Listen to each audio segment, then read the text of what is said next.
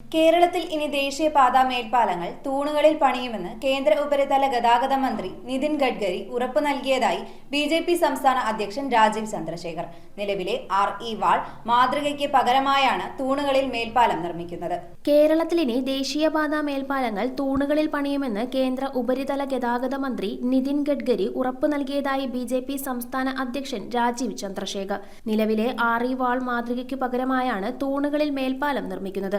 തൂണുകളിലെ മേൽപ്പാലത്തിന് ചെലവ് കൂടുമെങ്കിലും മണ്ണിട്ടുയർത്തി മേൽപ്പാലം നിർമ്മിക്കുന്ന RE വാൾ രീതി കേരളത്തിലെ ദേശീയപാതാ നിർമ്മാണത്തിൽ ഉപേക്ഷിക്കാൻ ഗതാഗത മന്ത്രാലയവും ദേശീയപാത അതോറിറ്റിയും തീരുമാനിച്ചു. തിരുവനന്തപുരം ഔട്ടർ റിംഗ് റോഡ് പദ്ധതിയും അടുത്ത മാസം പ്രഖ്യാപിക്കും. റിംഗ് റോഡിന് ആവശ്യമായ സ്ഥലമേറ്റെടുപ്പും വേഗത്തിൽ പൂർത്തിയാക്കും. മതിയായ നഷ്ടപരിഹാരം ഉറപ്പാക്കിയാവും ഭൂമി ഏറ്റെടുക്കൽ പൂർത്തിയാക്കുകയെന്നും രാജീവ് ചന്ദ്രശേഖർ അറിയിച്ചു. News desk metro 7. Sevens golden diamonds ഇപ്പൊ പള്ളൂർത്തിയിലും വരാണ്. ഇനോഗ്രേഷന്റെ ഭാഗമായിട്ട് വരുന്നവരിൽ നിന്ന് ഒരാൾക്ക് 1 ലക്ഷം രൂപ സമ്മാനമായിട്ട് നൽകും. പിന്നെ ജാനുവരി 11 മുതൽ ഫെബ്രുവരി 11 വരെ പർച്ചേസ് ചെയ്യുന്നതിൽ നിന്ന് 11 ഭാഗ്യശാലികൾക്ക് ഫ്രീ ഗോൾഡ് കോയിൻ. ജാനുവരി 11 ഞായറാഴ്ച 11 മണിക്കാണ്. അപ്പം സി യു ഓൾ ദേർ.